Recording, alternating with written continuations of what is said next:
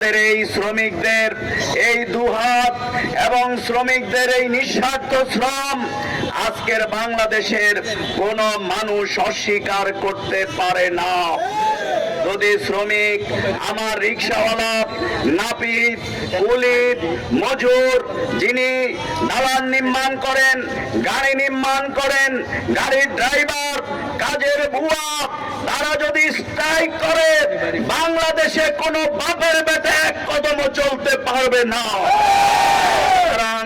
সেই শ্রমিকদের থেকে যারা চাঁদাবাজি করেন আমরা মনে করি তারা সবচেয়ে বড় কুলাঙ্গার।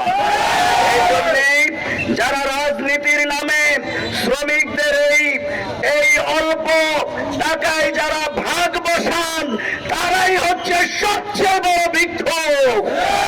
এই রাজনীতি ভিক্ষাবৃত্তির নামে চাঁদাবাজির বিরুদ্ধে যারাই ট্রাক থামিয়ে বিভিন্ন পরিচয়ে টাকা তোলেন, আমি আজকে বলে গেলাম তারা প্রশাসনের রাজনীতিবিদ যেই নামেই হোক তাদের হাতকে ভেঙে দিতে হবে।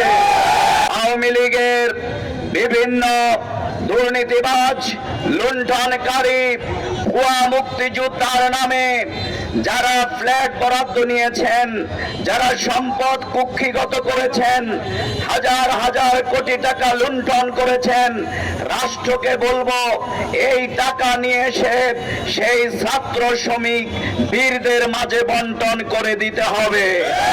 তাদেরকে পুনর্বাসন করতে হবে, নারী নির্যাতন বন্ধ করতে হবে। অবিলম্বে আমাদের শ্রমিকদের মজুরি 25 থেকে 30 হাজার টাকা করতে হবে।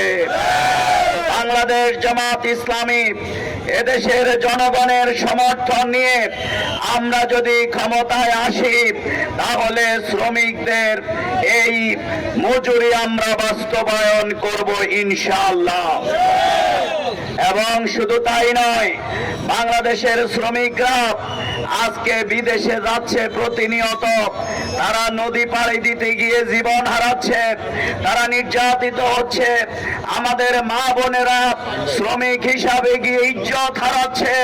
কিন্তু আমরা মনে করি বাংলাদেশ যদি সততার ভিত্তিতে, যথাযথ নেতৃত্বের ভিত্তিতে আগামী দিনে আমরা বাংলাদেশকে ইনসাফ ভিত্তিক রাষ্ট্র গড়বার জন্য বাংলাদেশ জামাত ইসলামের যে পরিকল্পনা রয়েছে সেই পরিকল্পনা ইসলামী শ্রমনীতি বাস্তবায়ন হলে শ্রমিকরা বিদেশে যেতে হবে না, বিদেশের শ্রমিকদেরকে বাংলাদেশে এনে আমরা কর্মসংস্থানের ব্যবস্থা করব।